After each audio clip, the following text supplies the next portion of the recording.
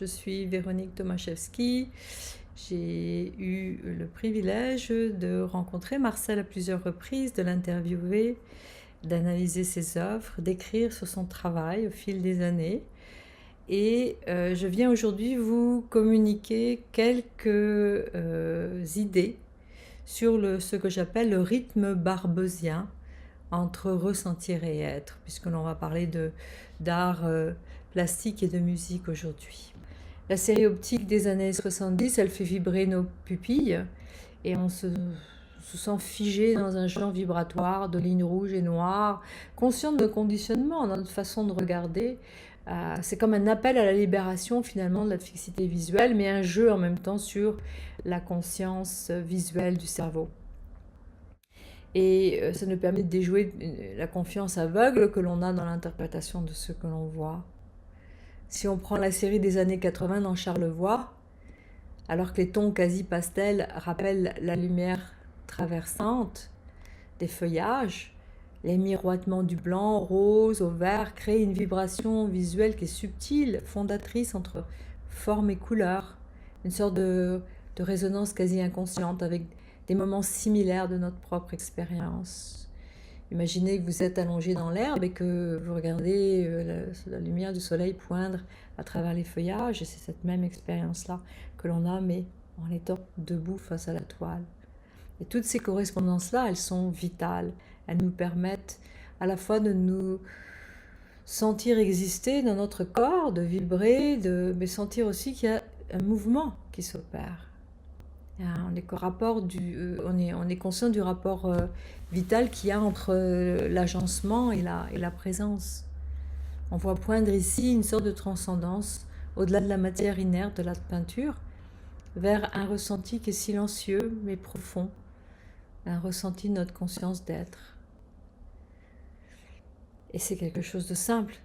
Ça n'a pas besoin d'être compliqué, ça n'a pas besoin d'être tarabicoté avec énormément de matière. Une simple ligne nous permet de nous étirer. Alors, hors du temps, c'est vraiment une expérience spatiale à la fois du mental et de l'émotionnel qui nous est donnée à vivre.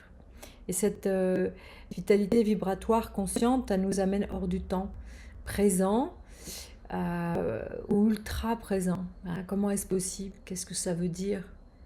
Revenons à cette notion de transmission pour un moment. Et si la sensibilité conceptuelle, elle est co-créée, les langages visuels utilisés par l'artiste forcent notre regard. Et c'est un dialogue qu'on engage, un dialogue vital à plusieurs niveaux, avec notre corps en présence de l'œuvre, bien sûr, souvent de grand format, chez Marcel, contraint en mouvement, on est contraint de se déplacer dans le temps de l'œuvre, et aussi de s'insérer comme vitalité, comme une genèse, non comme une simple médiation. C'est aussi une orchestration de notre réalisation au contact de l'art. J'ai comparé les œuvres composites et les collages des années 90 et 2000 à des haïkus, ces courts poèmes japonais dont chaque mot se pose et retombe en harmonie avec leur puissance mystique. Et plusieurs tableaux font apparaître quelque chose de personnel à chaque expérience. Et ce qui est généré par les assemblages barbesiens, si je peux utiliser cet adjectif, peut et devient souvent ce qui génère en nous un mouvement de pensée du corps dans la salle. Il y a une continuité de dialogue vital qui synthétise l'idée que l'on se fait de notre présence, de cette œuvre en face de nous, mais aussi l'idée que l'on se fait de notre propre capacité à être finalement en présence. Alors il faut décanter un peu tout ça. Et ça fait naître et révèle quelque chose qui nous pousse vers l'avant, par curiosité, par nécessité. Et je pense que l'humanité est enracinée dans ce pouvoir mystique de la vie. Les arts évoquent un aspect transformationnel, exposent le mystère au lieu de le sublimer, tel un concerto de Johann Sebastian Bach par exemple, ou Les oiseaux d'Olivier Messiaen, puisque Marcel aimait tellement la musique contemporaine. Alors, au fond, voilà où se retrouve la liberté, parce que il nous appartient à nous de faire l'expérience de ce pouvoir invisible de la vie.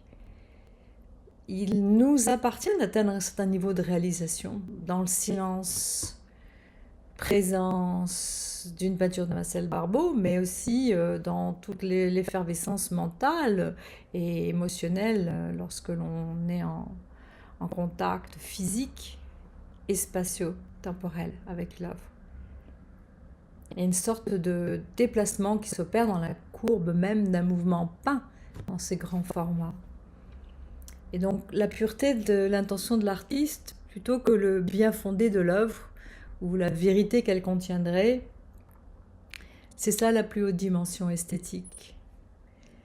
Cette idée de pureté inclut tout, y compris la beauté en soi, mais aussi la beauté même de notre incarnation ici présente, qui sait apprécier, qui sait faire l'expérience. Je crois que la recherche de la vérité dans l'œuvre de Marcel, tout comme dans la tradition japonaise zen, elle se poursuivait directement dans le domaine spirituel par la pratique dans l'instant vivant. C'est pas religieux, c'est expérientiel, c'est dans ce sens-là, au-delà même du corps physique, une totalité d'être.